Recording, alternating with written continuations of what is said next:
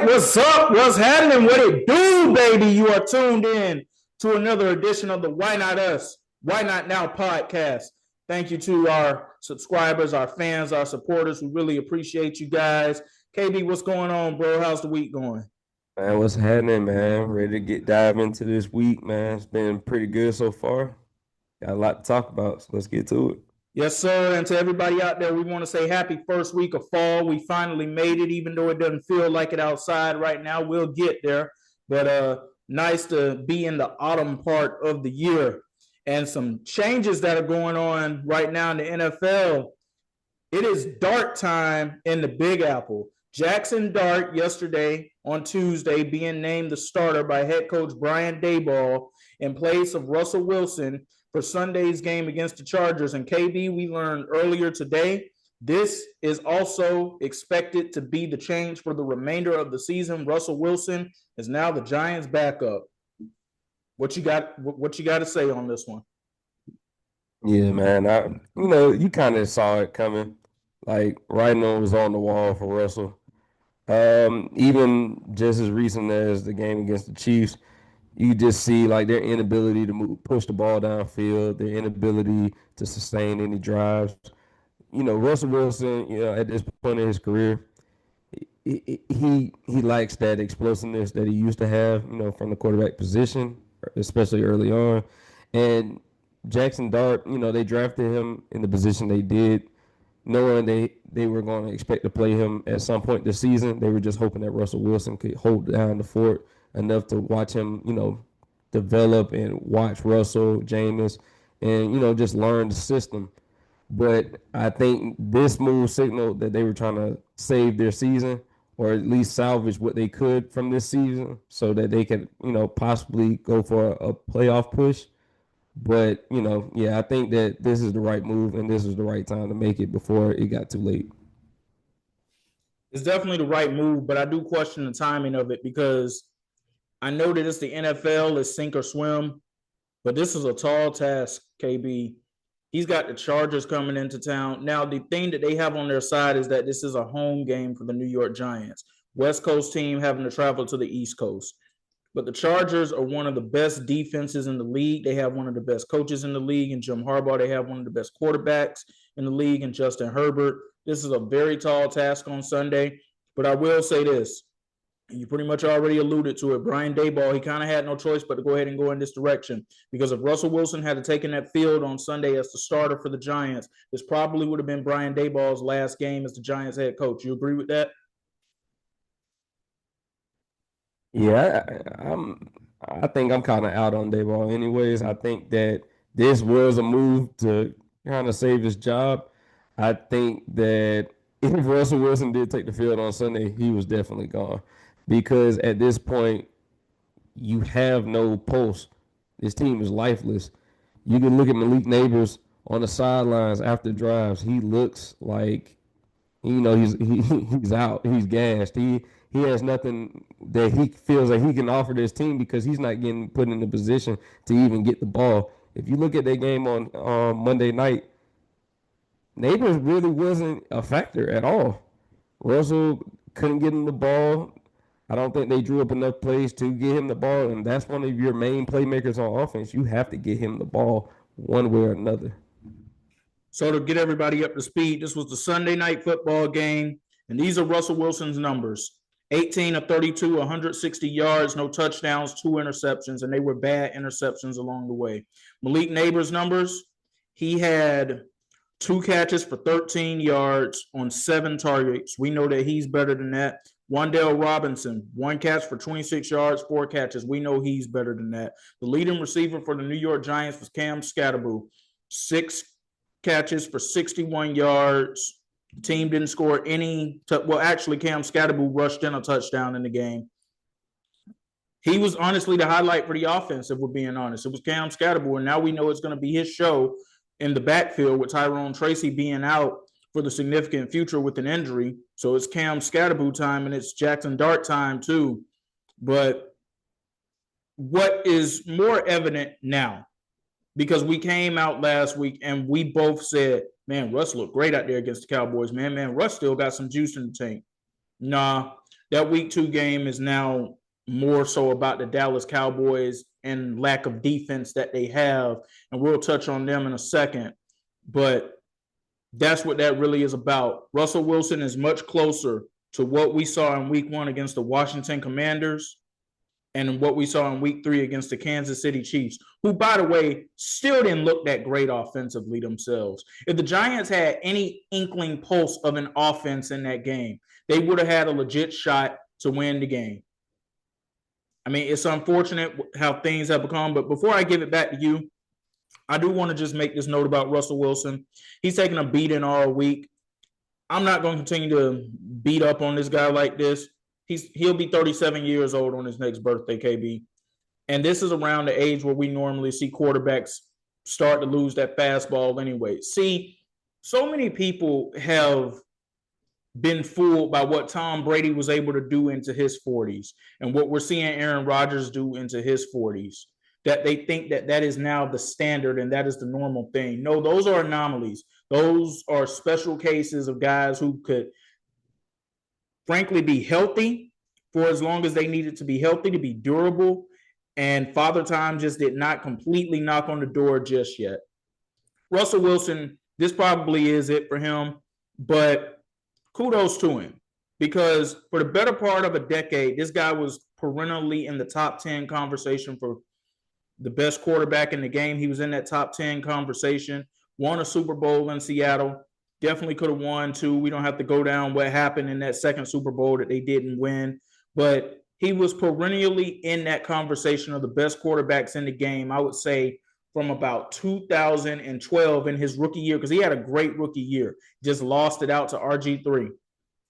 From that point on to, I'll say, about the 2020 season, maybe even 2021, he was always in that conversation as top 10 quarterback in the game. To me, he is a Hall of Fame quarterback. You can't dismiss and take away what he did in Seattle.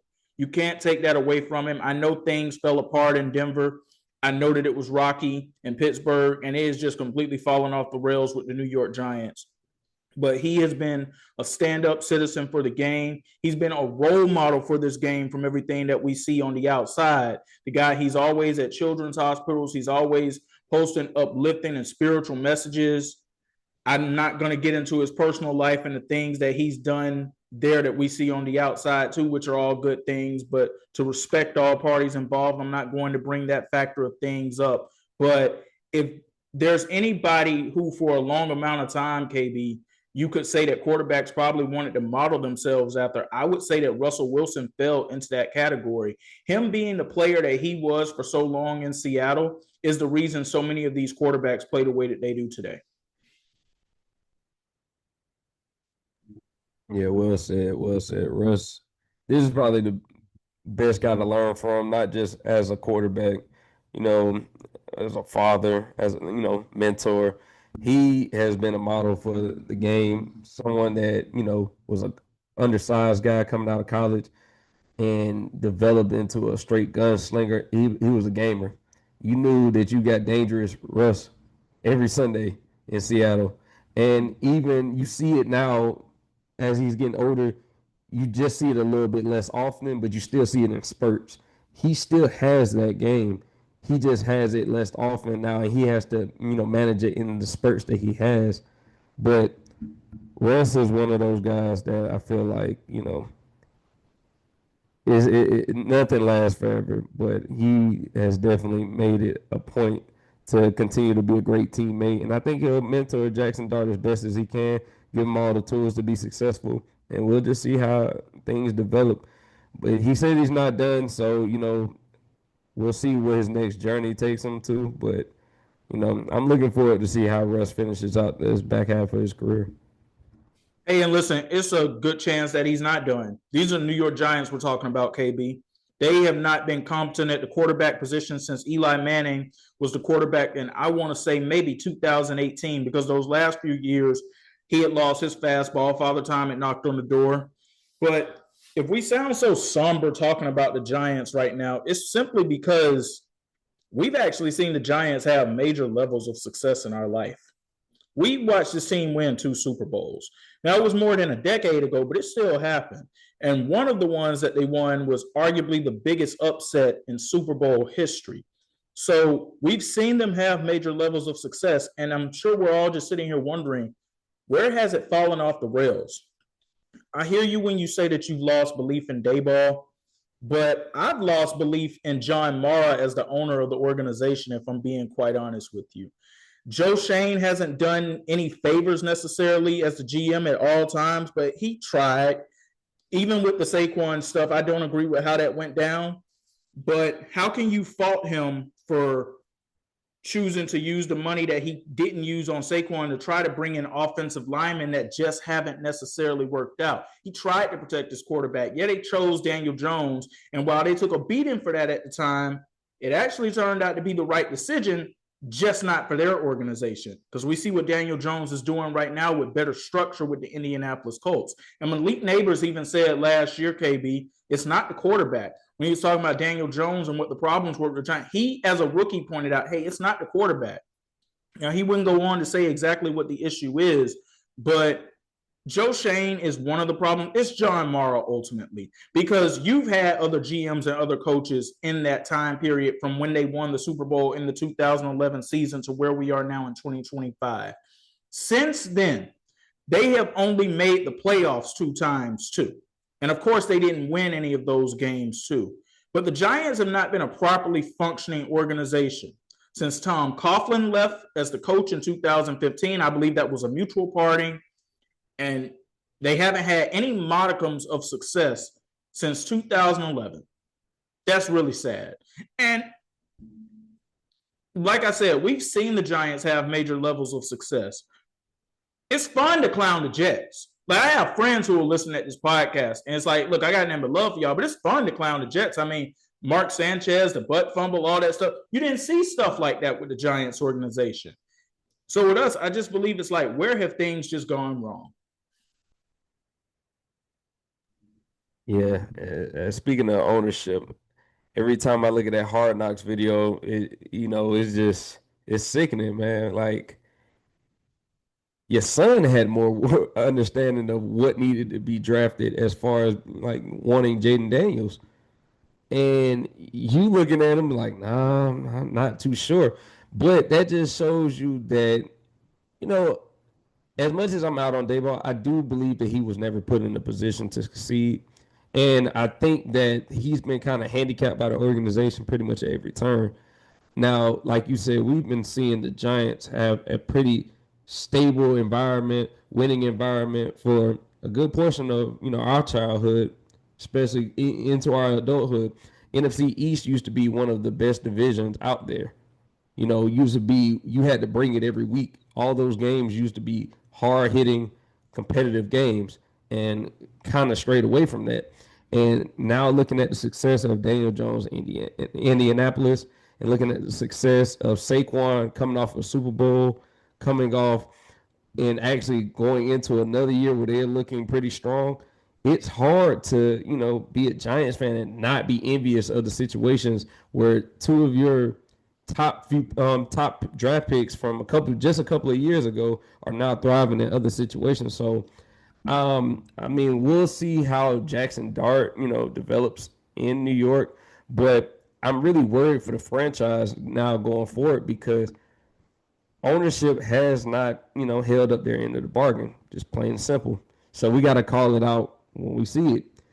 They have not done what needs to be done, and a coach is only going to, mimic the message that's coming from ownership. They can only do so much.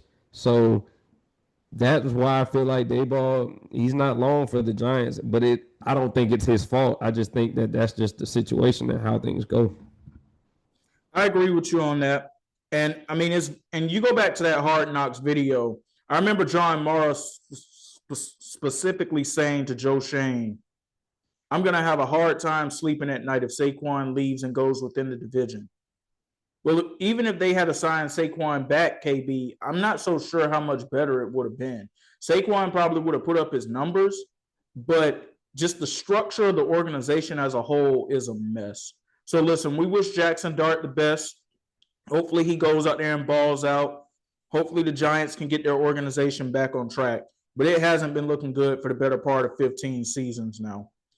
Speaking of organizations here, one that has their act in order, but and it's been a disappointing showing through 3 games so far, and that would be the Baltimore Ravens. An absolute thriller on Monday Night Football with the Detroit Lions, especially in the box score. But man, it was more lopsided than you would think that it was if you actually watched the game. KB, I cannot believe I'm actually about to say this. Lamar Jackson, the Lamar Jackson, Action Jackson, got sacked 7 times. I never thought I would see the day that would happen. And it seems like every time he tried to go for one of those special scramble quarterback runs, there was a Detroit Lions player right there ready to stop him. You know, one of the things we hear about Lamar Jackson, he's the one player in the league that folks just can't figure out. And for the most part, that had been true. But now he's got another loss against the NFC on his resume. That's only 3 in his career, which is a very impressive record. I believe he's 24-3. But the Lions made a statement, not just in terms of what they mean now to the NFC, but also, are the Ravens, are they really in this contenders conversation right now, if we're being honest? So if you ask me currently, do I believe they're contenders? No.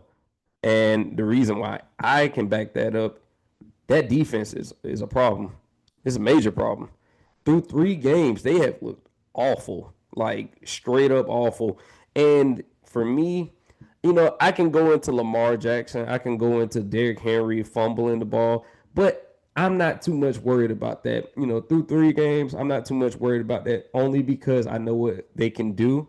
Now, Lamar Jackson, what makes him great also is the thing that causes him problems. Sometimes holding on to the ball too much and not throwing it away and not just living for another down. That causes, that can cause you to get some criticism, and rightfully so, because as well as you extend plays, you also kill plays by, holding on to the ball and not throwing it away. Derrick Henry, things that we've not seen in our lifetime, I know I haven't, is seeing him fumble the ball on a consistent basis. I don't expect that to continue, but he is getting up there in age now. So those are things that we have to be aware of. Take it away. I'll just tell you right now, I'm concerned about Derrick Henry for the simple fact that this now seems like it's mental. He's had a fumble in every single game so far this season. It's only been 3 games, but we've never seen him do anything like this before. So I'm concerned, like, is he starting to get into his own head? And outside of that one big run that he had in the first quarter, he didn't really do too much else on the ground in that game.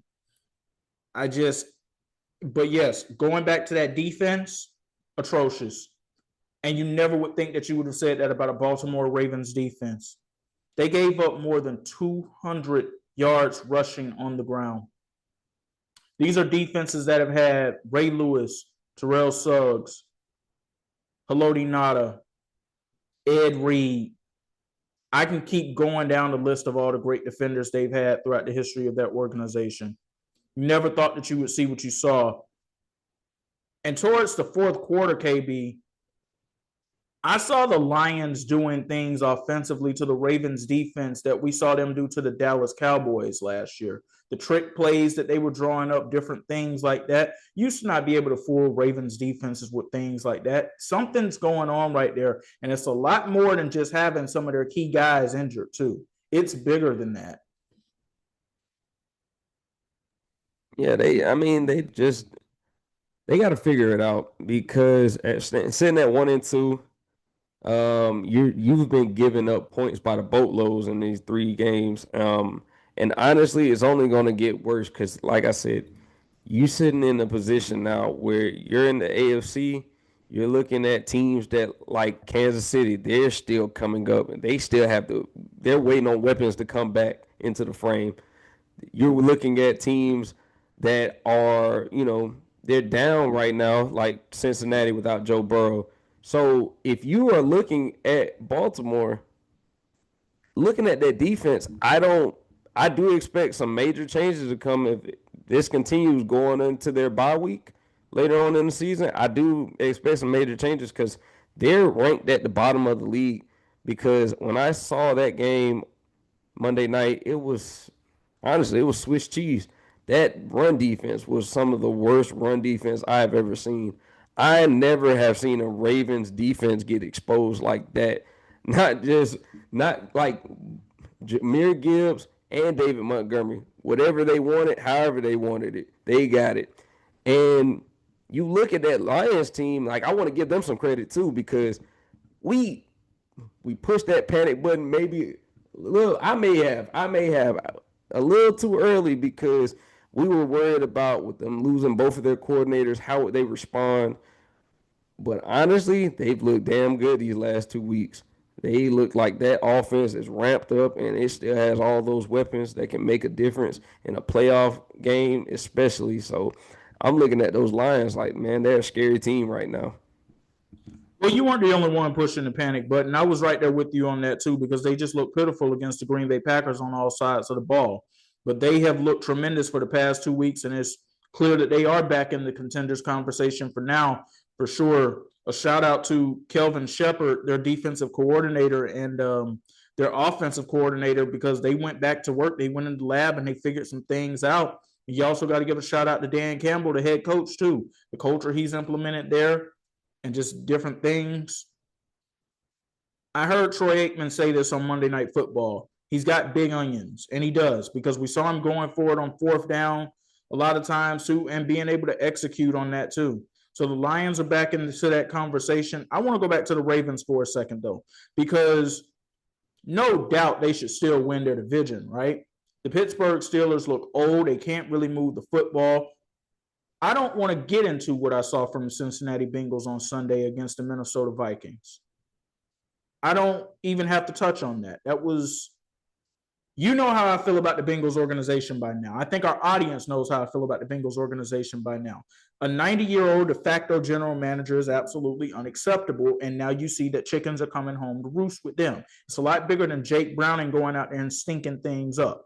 The Cleveland Browns, they got a big win on Sunday. Their defense is for real. That's one thing we can say about Cleveland. Offensively, yes, they are handicapped. They got some problems with Joe Flacco at quarterback because of his age, and Father Time has knocked on the door. But they got something there defensively, and offensively, running the football with Quinshon Judkins, they probably have something right there too. But Baltimore should still win this division by default, so they should be in the playoffs. But if they go home early, my question is there going to be a new head coach coming into next season? Because how many years is John Harbaugh going to continue to be able to get by on a championship that he won 13 years ago? Yeah, I'm definitely one of those believers that says if they do not, you know, it's championship or bust. Like I said, I'm one of those guys that's seen all of the weapons that they've tried to get Lamar Jackson, which is now I feel like they made more of an effort to put things around him that they didn't do in the past. So now I'm looking at Harbaugh like, yeah, we can't coast off a reputation alone for for a Super Bowl that you won. This is how long ago that Super Bowl was. For the people that don't, Colin Kaepernick was still in the league. Anquan Bolden was still in the league. These was a while ago. Ray was still in the league. I got some more for you. And these aren't even related to football, but this is just to put the timing in the context for everybody. The Miami Heatles with LeBron James, Dwayne Wade, and Chris Bosh were coming off of their first championship with each other, going for that second one.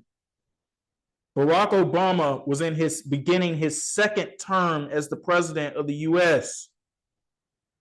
We were going into our junior year of high school, or we may have already been juniors and we were in our junior year. But either way, it's been a long time because we haven't walked the halls of Newton High School as students for more than a decade. Exactly. So we're saying all that to say this is a what have you done for me lately league. And with you not having any playoff success, no one is going to care about the regular season success after a while. And it's been a while year after year, we've been seeing the same thing. Have a great regular season. Lamar Jackson has the 2 MVPs. We get all that. We got Derrick Henry, who is coming off a great season last season. But what is it going to take for us to get to that Super Bowl? They're not even in the Super Bowl picture. They're in the Super Bowl picture as far as being the contender, but they have not advanced to a Super Bowl since that year. And so now I'm looking at Jim Harbaugh like, is this what we're going to have to expect year after year? Are we looking at a situation where we're going to be good enough, but just good enough, and then we're going to fizzle out in the playoffs every year? I don't think that there's going to be a situation where they can continue to back him after all this. So I believe that seat is as hot as it's ever been for him. And yeah, I think that this could possibly be his last year in Baltimore. His seat is just about as hot as Sean McDermott's is in Buffalo. It rides on the postseason. If you don't even come close to getting it done, I don't see how you come back because your quarterbacks are too great for you to not be getting it done. If I gave your quarterback to Andy Reid, Sean McVay, Kyle Shanahan, Jim Harbaugh, they would be able to get this done. They would be doing more with this than you are at this point. So, and listen, he's the second longest tenured coach in the NFL right now, too, behind Mike Tomlin. He's been in Baltimore for 18 seasons now. Yeah, and I'm glad you brought Sean McDermott up because now you're looking at a situation. You have almost similar situations. You both have top 5 quarterbacks. You both have great running backs behind you because shout out James Cook as well. Now we're looking at, we've seen you all get both of teams to the AFC Championship game. We've seen that. Now we're looking at, okay, we came back reloaded, retooled. We came back. We got stronger. Some other teams had drop offs, but we got stronger. What is it that is it going to take? We have the quarterbacks that we handed the keys of the franchise to. Why is it that we're having these playoff blunders every year? I'm looking at both of them like, what is it going to take? Because Mahomes, if you've looked at Mahomes, yes, they've had the success, but they haven't looked great on offense. Like, if you were going to beat an Andy Reid led team, this is going to be the year. Even when I say that Rashee Rice, Xavier Worthy, those guys come back, I'm still looking like they have to work them back into everything. So I don't know. And not even just having to work them back into everything. Let's just face it, neither one of those guys are the home run hitter that Tyreek Hill was for Patrick Mahomes. And Travis Kelce is clearly not what he used to be. Also, another quick note about Travis Kelce. I don't know how the relationship dynamic is with he and Andy Reid and how that thing just continues to work. Maybe it's just the emotion of the game. I don't know. But they got into another blow up on the sideline on Sunday Night Football. And I'm just sitting there thinking to myself, KB, there's no way that Andy Reid really enjoys coaching this guy the way that it comes across. I mean, we saw them getting a blow up in a Super Bowl a couple of years ago. They went on to win that game ultimately, but we now got multiple cases of this. And I don't know, maybe it's the emotion of the game, or maybe it's the fact that this guy is nowhere near the player that he used to be, meaning Travis Kelce. Still first ballot Hall of Famer, still arguably the greatest tight end of all time. There's still some people who still take Gronk, especially when Gronk was healthy. But I believe it's Travis Kelce at this point. But like you said, if there's any time to take down the kings of the AFC, the king of the mountain in that conference, the time is now. You have to seize this moment. If you don't, I don't see how either one of those coaches gets it done because we're just sitting here and we're waiting. It's very easy to say Lamar and Josh have to get it done, but the coaches also have to put them in position to be able to do it as well. And we've seen too many instances where those guys, they don't get it done. The teams that do get it done, most recently, the Philadelphia Eagles, the reigning Super Bowl champions, going into our quick hitters now. And KB, man, you talk about dramatics from Sunday on week 3. The Eagles were down 26-7 at halftime. The passing offense looked putrid. And I just remember texting some friends and I said, man, eventually Jalen's going to have to start playing like a quarterback if this offense is really going to work the way it is supposed to. And lo and behold, in the second half, that is exactly what happened. See, when people get into this, Jalen Hurts is not a top 10 quarterback or he is a top 10 quarterback, he easily is to me because we've seen him actually be a successful passing quarterback for a season in this league before. We saw it in 2022 when Shane Steichen was the offensive coordinator. We know that he's got it in him. They've just got to open up the offense, and that's exactly what they did in the second half. But being able to block a field goal attempt, and Jordan Davis, shout out to our UGA legend, running that thing back for a touchdown, that just shows how scary this team really can be when they're not just leaning on the tush push. Yeah, I think that, winners find a way to win. I think that championship pedigree, it shined bright on that game because, like I said, it was easy to pack it in. Down 19, the way they were, nothing was going right. The offense wasn't moving. And I'm going to be completely honest with you, Zay. I'm a little bit concerned for Philly just because I've seen that offense execute at a high level, recent. I mean, I'm as recent as last season. This year it just looks like it's not as fluid as that once was last season. I'm not sure what it is, but it looks different. Can you expand on that? Yeah, I can tell you where it's mainly looking different. Saquon don't look like the Saquon that he was a year ago. Those holes are not as open as they were a year ago. So there's definitely something that's going on right there. But until somebody knocks off the champs, they got the weapons and they've got the people to get it done. I'm going to trust that they can get it done. Now, they won't have Nolan Smith Jr. until the month of November again. He strained his triceps on Sunday, unfortunately. Wishing and praying a speedy recovery for him. But another team that likes to scare people, that would be the Tampa Bay Buccaneers down here where I am. And KB, I was down here telling people, man, this is the 1 week you do not have to worry about them giving you a scare in the fourth quarter. They are going to put this team away, and they're going to put them away early. It's the 50th anniversary. It's the home opener. All the legends are here. Even Warren Sapp made it out to the game, KB, and I questioned if he was going to be there because Colorado had a late game on Saturday. But I guess he caught a red eye, and he made his way to Tampa. And when they're up 13 in the fourth quarter, I'm in the press box. I'm leaving. All right, I'm heading down to the garage area to get ready to go down to the field after the game. I get down to the garage area. It's 26-20, but I'm like, all right, Baker and company, they'll just take this down the field. They'll milk the clock, whatever. It's 4th and 1. They kick a field goal. I'm not looking at the screen as this is happening. I'm looking down at my phone, just going through what I'm going to be saying in my recap, everything like that. I hear this loud roar from the crowd. And I'm thinking, okay, McLaughlin made the field goal. I look out of the right corner of my eye and the TV monitor that's over there, and I see a Jets player running that ball back for a touchdown. Will McDonald IV, who also blocked the kick. And my mouth just dropped wide open because I'm like, no way they just did this. But thankfully, in their case, there was still a lot of time left on the clock, and Baker Mayfield is proven to be the most clutch quarterback in the NFL this season. And they went down the field. They put McLaughlin in another position. He ended up being the hero for this game. The Bucs and Eagles play each other on Sunday. Man, we'll talk about that one a little more in just a second. But just exciting stuff there in week 3 with those two teams. I want to touch on a little college football here really quickly too. Arch Manning, he lit it up against Sam Houston State. And I know that a lot of folks are going to say, well, it's just Sam Houston State. Listen, you got to start somewhere. His performance, 18 of 21, 309 yards, 3 touchdowns, no turnovers. He can tone down on the celebrating, though. I would like for you to do that.